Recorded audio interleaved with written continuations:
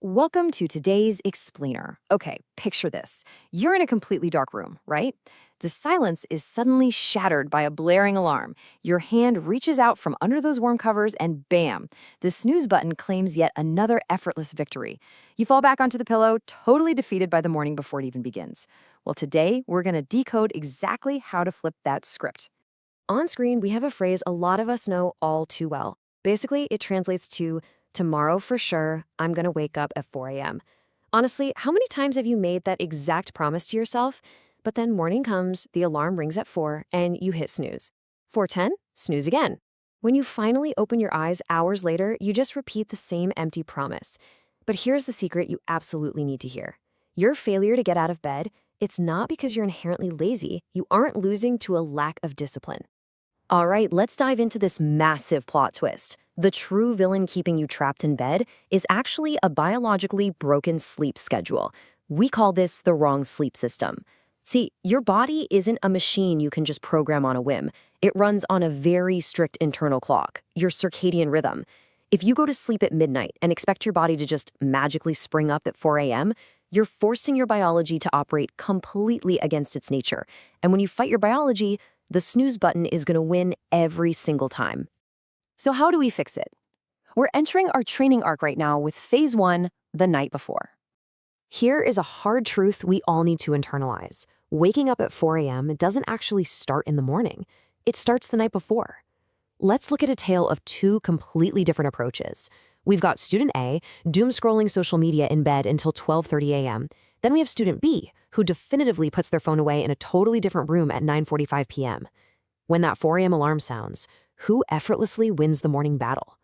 Obviously, student B. Waking up early is entirely dependent on removing friction the night prior.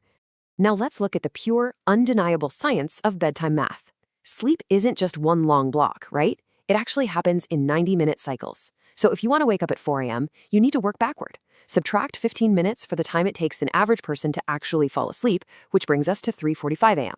From there, count back 5 complete 90-minute sleep cycles, which is about 7.5 hours of sleep.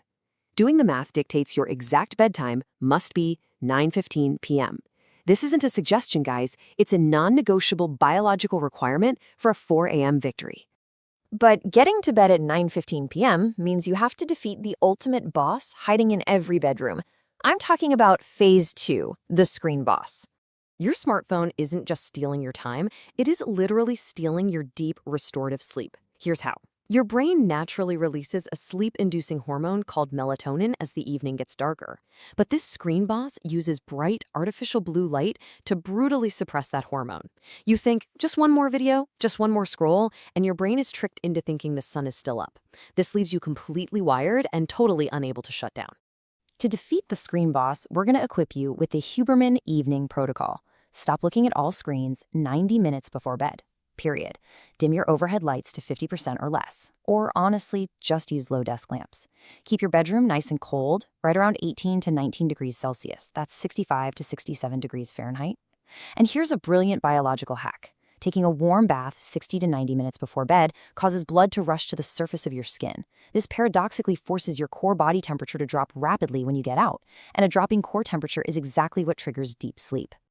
Okay, you've prepared the night before. Now we jump straight into the action for phase 3, the boss fight. The absolute most crucial point here is avoiding what sleep experts call the 5-minute trap. This is the most dangerous trap in the game. If your phone is within arm's reach, your half-asleep brain is going to negotiate with you. Just 5 more minutes, it whispers. But we all know those 5 minutes magically turn into 2 hours of low-quality, fragmented snoozing. To win, your alarm must be placed across the room so you are literally forced to physically stand up to turn it off.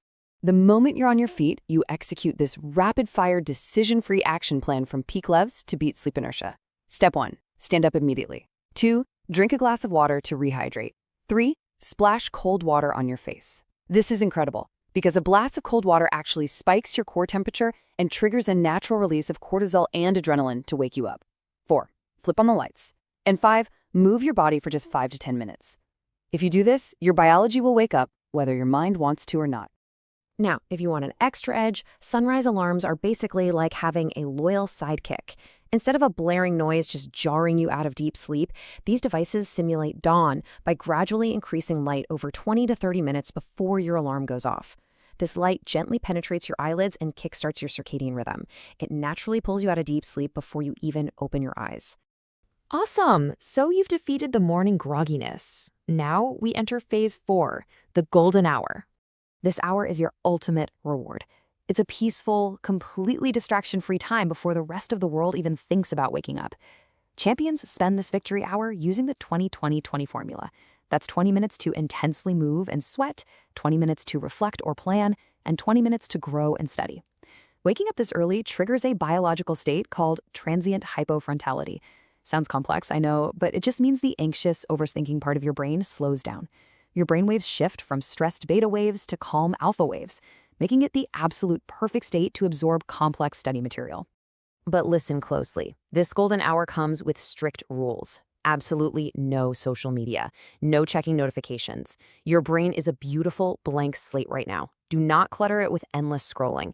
This time is strictly for fresh air, hydration, and deep, focused study on your hardest, most intimidating subjects. And this all builds into the ultimate biological finishing move. Within 60 minutes of waking, you must get outside and look toward the morning sunlight for 10 to 30 minutes.